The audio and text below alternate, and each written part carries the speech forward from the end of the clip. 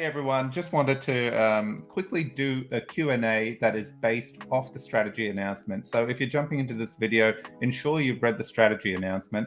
And if you had questions after that announcement, well, we've got you covered because we have Scott with us and David with me, who together we're going to fire off some questions to Scott that we anticipate everyone wants to ask post this strategy announcement. So Scott, thanks for joining us. Yep, happy to be here, Fez, as always. David, thanks for having me. Excellent. Thank you.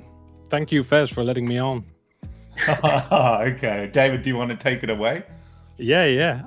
Obviously, having read the strategy announcement, we've got about 8 questions here lined up. My question number 1, Scott, please, in your own words, what is a cross-chain hub? What is a cross-chain hub? That's it.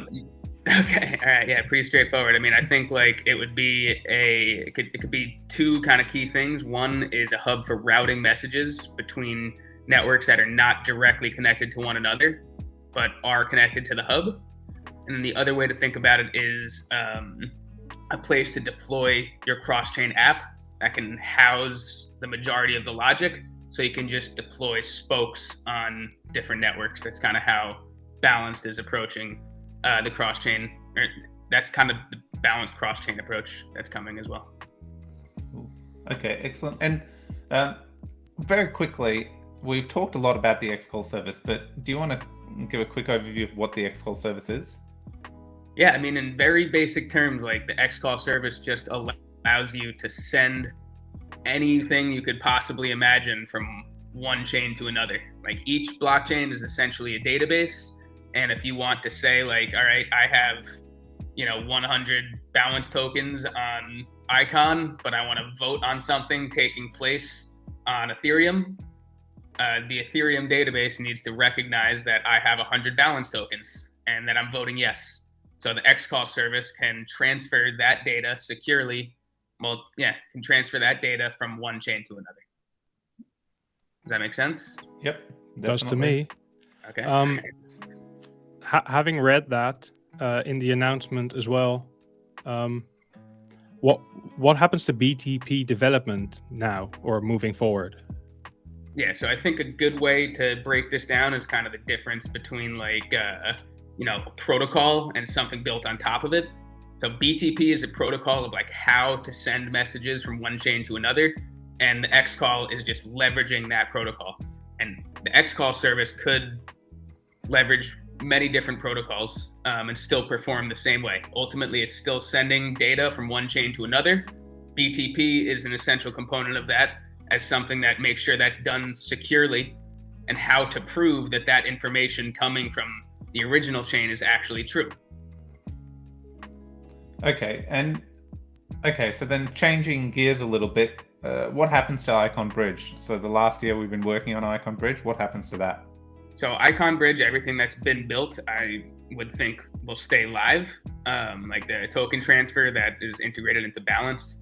But Icon Bridge, just kind of sticking with the example of a protocol and something built on top of it, Icon Bridge is its own protocol. And we could still build xCall service on top of that if we wanted to. If somebody wanted a more centralized, maybe faster, cheaper solution, potentially, they could use Icon Bridge rather than BTP. And with the Icon Bridge, for example, it's still open to the dev teams to keep building on top of if they want to, not just the xCall service. If teams just wanted to create utility of their own, the code's open source and they can go and do things if they choose, right? Right, they could go and do things if they choose. They could fork the repo and use that same protocol for different implementations. Like that's kind of the beauty of the open source nature. The work has not been wasted by any means. It can be leveraged by people within our own community how they see fit. Awesome. Cool. That is good. Yeah. Next question. If xCall service runs on BTP and soon on IBC, which other interoperability solutions could xCall service run on? So there's two protocols I have in mind that have gained at least some mind share in the industry. One is the optimistic approach, used for optimistic rollups on the Optimism L2 for Ethereum. And there was also Nomad, I believe, used an optimistic solution. There's a number of implementations out there. And the other one would be zero knowledge proofs, which is still kind of in the research phase, but something I'm paying attention to as it develops. Okay, cool. And how does the xCall service add value to Icon? Yeah, so the xCall service adds value to Icon because there will be some small protocol fee to use our implementation of the xCall service. And that protocol fee will be used to buy and burn ICX in some capacity, whether that's automated through some kind of auction system or manually done is up in the air, but the path forward is using the fees generated through any sort of cross-chain solution we develop to buy back and burn ICX as kind of our core value proposition as a network. Cool. So that has not changed from day dot, especially when we talked about BTP. Anything we do with using the xCall service is always going to add value to Icon in that way because we're building that into the actual protocol or the xCall feature. Right. Yeah. I mean, like the xCall was always going to be the point of contact for developers and always going to be charging the fee that bought and burned ICX. Like BTP is just a protocol, really, what it comes down to. It's just a way of doing things. And if we want to use that way for the xCall service, which we most certainly will for some implementations, then that's great. But there's no reason that xCall service and the fee associated with it can't be more flexible and provide developers with an optimistic bridge, a zero knowledge proof bridge, a more centralized solution. There's no reason that we shouldn't kind of go where the industry is going. Yeah. The next question is interesting then. How long will it take to integrate the xCall service into IBC? I think that is kind of still up in the air. The xCall service itself is actually very straightforward and very simple. You can take a look at it in IIP 52. The more difficult part, obviously, will be implementing IBC itself as kind of a next step there. Cool. So with that, I didn't get that, Fez. I'm sorry. Well, so the hard part, well, the hard part would be to integrate IBC itself. Is that into Icon? Yeah. So I just kind of reiterating this. So IBC and BTP, these are protocols. Protocol is really just a way of doing things. It's a set of standards. It's rules to follow when building something. So following those rules and building the IBC smart contracts, that would be the majority of the work. While the xCall service itself has already been implemented in Java, and it's a relatively straightforward thing to translate into different languages. The underlying protocol implementation, right, the specific implementation of a protocol, like building something that follows certain rules, like that's going to be the more difficult part. So we know Icon Loop are building essentially the prototype to ensure that everything, the vision of BTP works, right? What BTP is designed to do. And then they will write the manuals and create what's needed for teams to then build the contracts, etc., to integrate to new chains as part of BTP. So with IBC, it's a bit different here, right? There's no team actually working through how to build and prototyping, etc. IBC. That, as you mentioned, that standard already exists. It's clearly mapped out, and we're literally just taking that and implementing it. Yeah, exactly, and then building out the xCall. That is our tricky part, isn't it? It is taking the xCall piece and integrating it into what's already been created versus creating everything from scratch.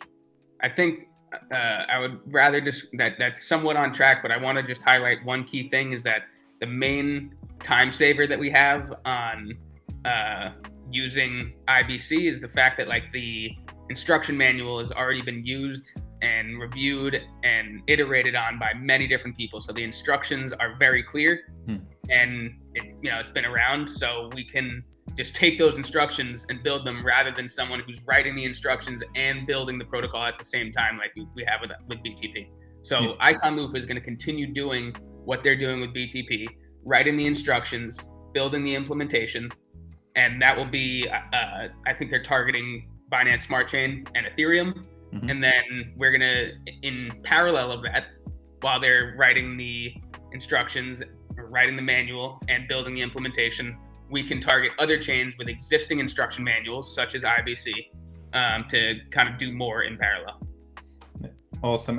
And you mentioned this comment up in the air, but I just want to zone in and go, it's up in the air in terms of estimates and how long it will take for the moment. That's because the teams are currently in the planning phase of the build to be able to articulate a better timeline around what this piece would take to delivery. Is that a fair assumption? Yes, that's correct. Yeah. Excellent. I just want everyone to know that. And I guess one of the closing this out now, one of the final few questions is why integrate Icon's xCall service into IBC and not just use IBC the way it is? I think,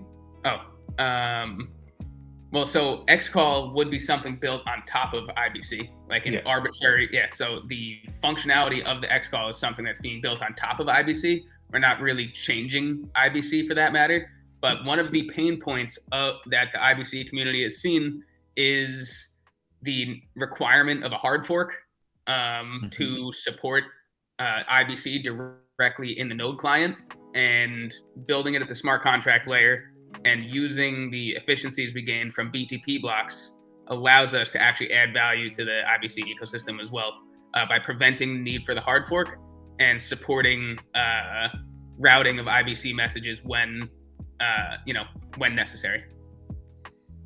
Okay, so we're giving it a tiny upgrade, is what I'm hearing. That's what I'm hearing too, Fez. It's an alternative approach. There's pros and cons to each, like the gas costs and like the running it in the node is a cheaper way to implement IBC in terms of the gas, because it doesn't use any gas. But again, it requires more collaboration with the team implementing it. I wanted to come back to the cross-chain hub just one last time and kind of ask you this question. So what is the appeal for let's say a team, not Balance, not Ohm, say someone on a different chain we've integrated with IBC? What is the appeal for them to look at Icon and this xCall IBC implementation, and then for them to actually choose to opt into the cross-chain model versus just doing a direct link to IBC for the function that they want? I think from my experience, like Balanced is already kind of looking into this, and I'm thinking about all the work we're putting into to create xCall messages, and like how we need to structure our smart contracts for the Balanced app to work well cross-chain, and knowing that like if zero knowledge proofs become the most efficient, most secure way to process cross-chain messages in the future, knowing that all the work I'm doing today is still applicable, because as a developer, all I do is interface with the xCall service. All I need to do is structure my messages the way the xCall wants. And then the xCall is dealing with all the underlying protocol, whether it's zero knowledge proofs, whether it's optimism, whether it's IBC, whether it's BTP. I don't really need to be concerned about that as a developer. I know that if industry trends change, we can still slap the xCall service over the latest and greatest technology. Okay, and that makes sense. My work is reusable. The key thing, no matter what protocol I use. Yes, no, great. Because this logic will never come to pass in blockchain. We're so early. There can be only one. Like it'll never happen. But to your thing, from an interoperable standpoint, by having this feature built into all the interoperable standards, we're essentially making the project bulletproof and enabling developers to, if they've integrated the xCall service, they know they're staying with the latest solutions that interoperability offers. So okay, that's great. That's all the questions I had, David. Do you have anything else? No, I've asked mine. I'd written them down so I wouldn't forget, and posted them, so happy with that. Excellent. One thing that just kind of crossed my mind as we were doing this, we're almost creating a standard on how to interact with cross-chain protocols. So no matter what the cross-chain protocol is, you can use this standard and not have to change any of your code. Is kind of how I'm thinking about it. Yep, no, that's good. And then I would follow up and ask, does that mean, for example, the xCall, the developers is it interoperable between the different interoperable solutions? So if I use xCall over IBC, can then balance implement it so that the same message gets sent back via BTP, or it would need to be, the solution that you use the xCall service over is what will be the de facto. The protocol has to send the messages back and forth. There definitely could be like an intermediary router contract that we add. I think like the reason I wouldn't go with that out of the gate is because there may not be a situation when that's needed. The way I'm kind of thinking about it is if you, especially for balance, if your app is built on the hub, routing in and of itself is like not really necessary for you. Yep. And like I'll have an optimistic bridge with Polkadot, an IBC bridge with Cosmos, and maybe a centralized bridge with Ethereum. And it's all using the xCall service. It all only comes back to Icon, and I don't really need routing. If we do want to go with routing, then we could build that ourselves as balanced and maybe propose it like as a standard. Yeah. Okay, great. As usual, Scott, thanks for joining us, and I think this is great. We've covered all the questions me and David, as soon as we look through the strategy announcement, would have off a whim, and you've answered them all, so that's been great. Thanks. All right, good luck, guys. I mean, like, just some things that are coming to mind as we're as we're doing this. I'm sure a lot of people are going to be asking, like, how does this affect ICX and stuff? And I know we covered that, but I think like really stressing that it's the exact same value proposition as it was before. That like the fee was always charged in the xCall.